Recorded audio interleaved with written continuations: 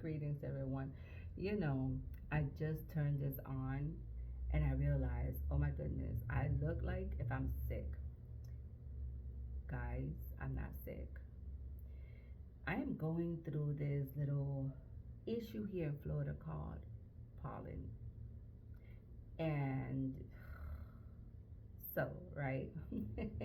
So we are walking into the month of October in less than 24 hours, and I'm looking forward to it.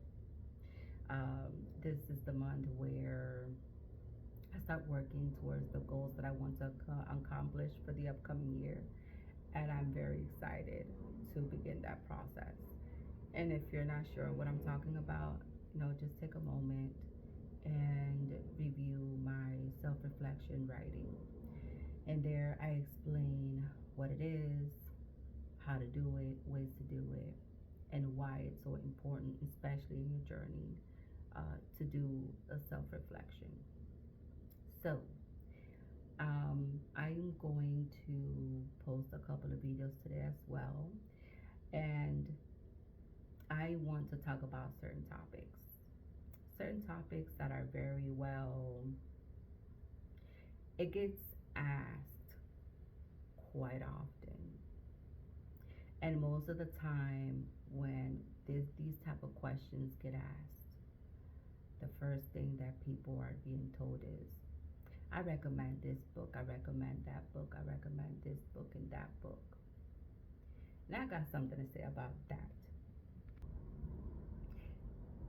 There is nothing wrong with having books, okay? There's nothing wrong with looking at books and reading about them and so forth. There's nothing wrong with that. My biggest concern about that, which I also made that mistake, is that when we start reading these books and rely on these books, we're not paying attention to our intuition. We're not paying attention to our inner voice. We're not paying attention to our higher self. We are just going strictly based on these books. And then we start doing a lot of these things in these books. I found out throughout my years of reading tons of books. You'll be surprised how many of these writers are not even magic practitioners. They're not witches. They're not anything. They're just writing books of that topic because it was a hit back then, or because it is increasingly growing to this day. And for me, there is nothing else more disappointing than following a particular writer to come to find out they don't even practice. And you see, for me, it's a must that if I want any form of guidance, it's from someone that practices it, that could be able to explain to you their experiences, not some fictional book about what they think it does, or because they have friends or they have association with a magical community. And it's not okay, in my perspective. So, what I'm saying is, follow your guidance. I want you to start to follow your guidance, your inner self, because that is the one that is going to lead you to the path that you need to be in, that is going to lead you to where you want to be, where you should be. Books, you can always have them as a form of, if you want some form of references. But do not use books as a solid. I didn't say, do not try to use these type of books like if they were your Bible, because that is a mistake that many of us do, and that is included myself. So, with that being said, what type of witch are you? I want to know, what type of witch am I? I want to know where what type of witch. I don't know. I mean, let me tell you this. Do not worry about labeling yourself. Do not worry about what type of witch you are, or what kind of practices you'll be doing. This is the process that I would tell you to have fun in. Have fun with your practice. Go out into the nature. How do you feel about nature? How do you feel about your surroundings? Have fun with it. Go to the park, go to the beach. I don't know if you're not a fan of the beach and you are more a fan of being in forest. Enjoy your surroundings. If you want to start with stones and you want to know how you feel about stones, then fine. Buy yourself a stone or two. Always remember protection. Start with a stone or two. Work with them. Don't just buy a bunch of these stones and then, no. Start with a stone or two. Work with them for a little while. How do you feel about that? Do you feel their energy? Does it talk to you? Do you feel their vibrations? What does it tell you? How do you feel? What does it bring in your life? You want to start divination? Fine. Okay, start working. Well, what type of divination would you like to do? Would it be the pendulum? Would it be the Ouija board? Will it be the tarot? You know, will it be some form of dream work? Experiment. Do different type of experimentations before you be like, okay, I'm this or I'm that. You know, if you love cooking, well, how do you feel when you cook? What comes in your mind when you're cooking?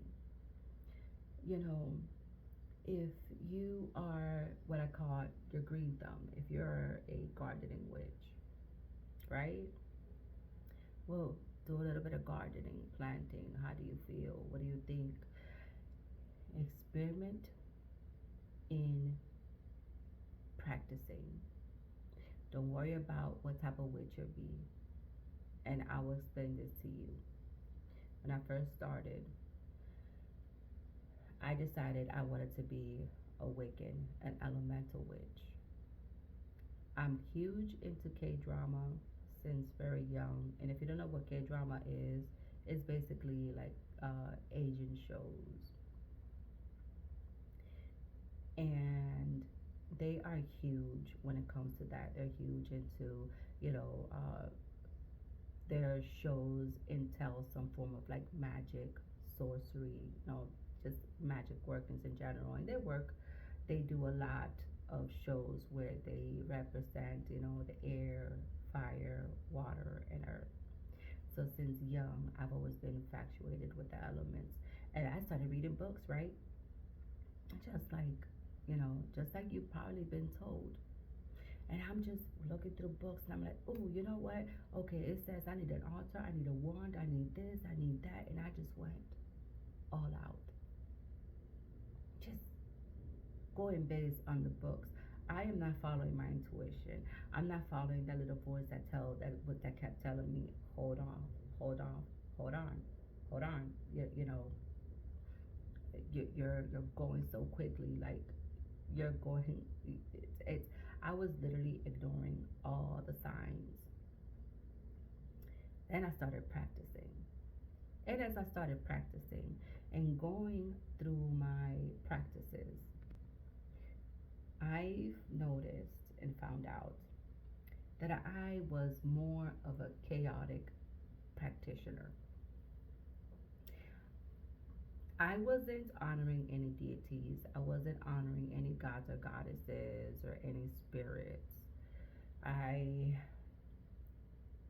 you know, I wasn't, dealing with lewas or orishas or anything of that sort.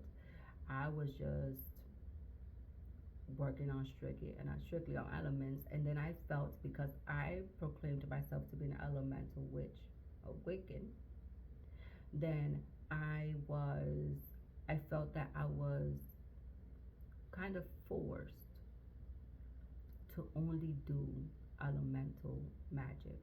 Because right, most of the time when you proclaim yourself to be a specific type of witch, well, that's the type of magic that you most likely practice. And you see, and that was a problem to me because I've always been the person. I don't do limitations. Do not limit me. I since and this has been what my mom always considered an attitude problem. uh, Being told what to do or how to do things, like, excuse me, you, you talking to me? So that was something that for me was a big no no. And guess what? And it was reflecting in my magic. This is what I proclaim myself to be. So why I feel like I have to be limited to this one particular practice? Like, that's no, that just does not work for me. Not one bit. So now I have to figure out, okay, I got this altar, I got all these things, but I started to realize that I am being led to different directions of my practice. So now I had to step back.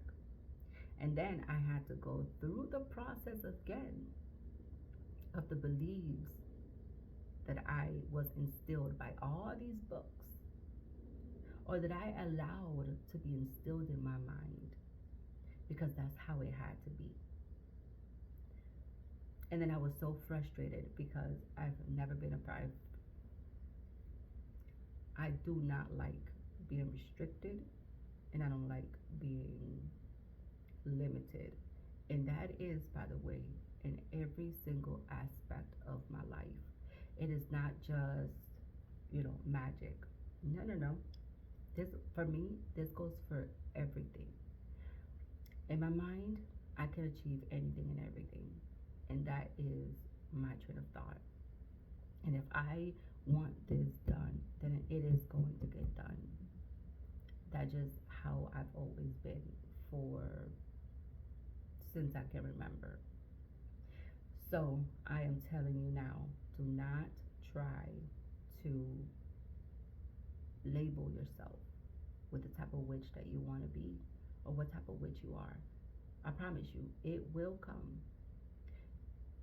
Your practice, as you start practicing magic, will change. Your perspective will change. Your life will change. Your surroundings will change. You'll start realizing that you are starting to associate yourself with more of this kind of energy versus with the energy that you first started when you started practicing. Allow yourself room to grow. Allow yourself to expand. Allow yourself to experiment. Have fun with it. I don't know, dirty your toes, play with mud, whatever it is that you want to do and however you want to practice it. Do not limit yourself yet. Think about how every single practice that you do throughout, even for your first year or two, how does all of that make you feel? Does it make you feel good? Does it give you that, no, not for me? You may even be a chaotic practitioner, and there's nothing wrong with that. And by the way, I know that the term chaotic for a lot of people refers it in a form of a negative term. But in case if you don't know what a chaotic practitioner is, it is a person that practices magic in all forms of way. And what they do is that they practice and experiment with different type of systems, and then they will discard the systems or magic that does not work for them, and they will work and keep with the systems or magic that works for them.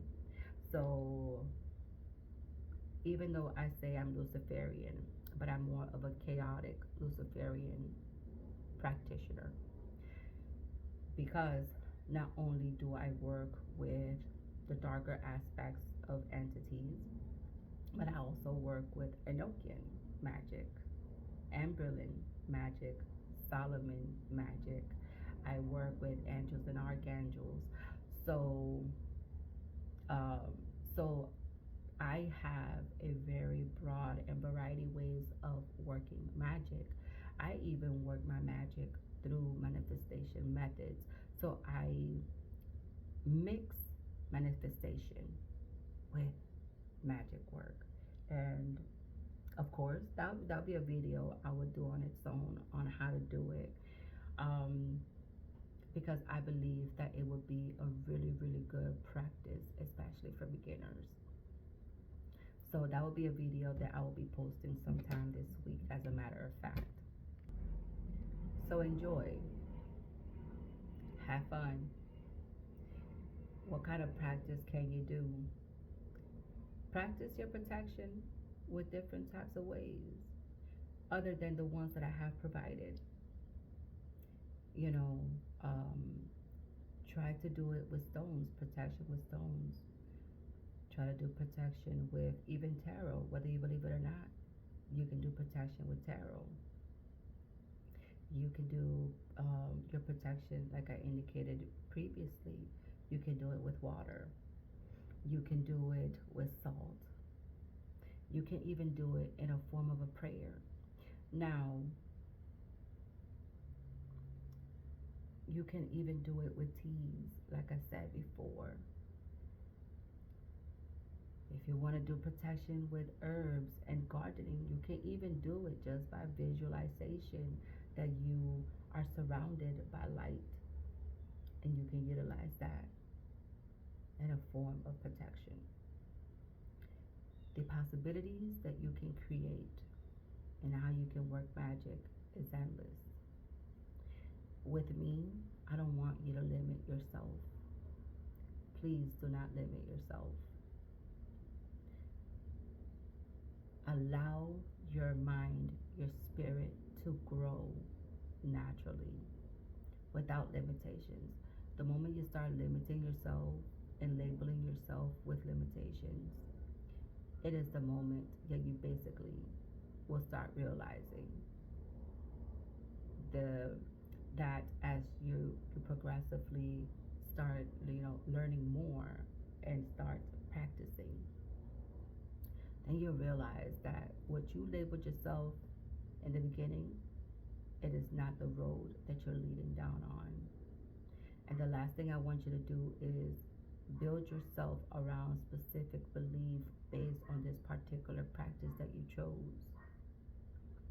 And now you have to kind of deprogram that belief. So do yourself a favor. Have fun. Do what your heart desires.